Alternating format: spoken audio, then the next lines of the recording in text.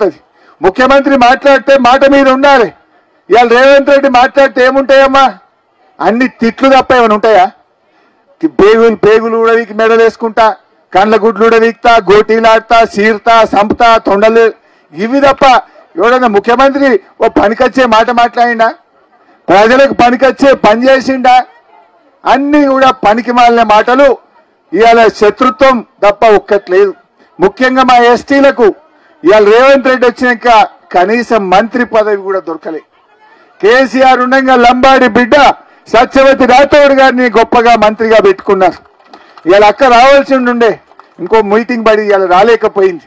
ఇవాళ ఏడాది అర్థమైన ఎస్టీలకు ఇవాళ లంబాడీలకు కనీసం మంత్రి పదవి కూడా లంబాడీలకు ఇవ్వకుండా ఈ రేవంత్ రెడ్డి అన్యాయం చేసిండు. కేసీఆర్ గారు లంబాడీల గౌరవాన్ని పెంచిండు. మనకు సంత్ సేవాలాల్ మహారాజ్ జయంతిని అధికారికంగా జరిపిండు మన ఆరాధ్య దైవం. సో ఆ రకంగా మనమేమో మంచి పనులు జరిగితే రేవంత్ రెడ్డి కాలంలో వెనుకకు పోతున్నటువంటి పరిస్థితి ఉంది. ఇవాళ మీరు నిన్న మొన్న చూస్తున్న టీవీలల్లా ఆయన HCU యూనివర్సిటీలో చెట్లు నరుకుతా ఉన్నాడు. అక్కడ ఉండే పక్షులు, నెమళ్ళు, జింకలు అవి ఏడుస్తున్నాయి. అరుపులు పెడుతుంటే కూడా ఈయనకు చీమ గుట్టినట్టు కూడా లేదు.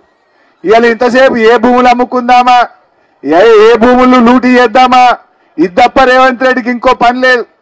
ఆడ అగ్రికల్చర్ యూనివర్సిటీలో 100 ఎకరాలు గుంజుకున్నాడు. ఇవాళ ఇప్పుడు మళ్ళా 400 ఎకరాలు హైదరాబాద్ సెంట్రల్ యూనివర్సిటీలో గుంజుకొని దాన్ని అమ్ముకుంటాడట. ఇవాళ భూములు అమ్ముకోవడానికే నువ్వు ముఖ్యమంత్రి అయినవా? అదేనా నువ్వు చేసే పని?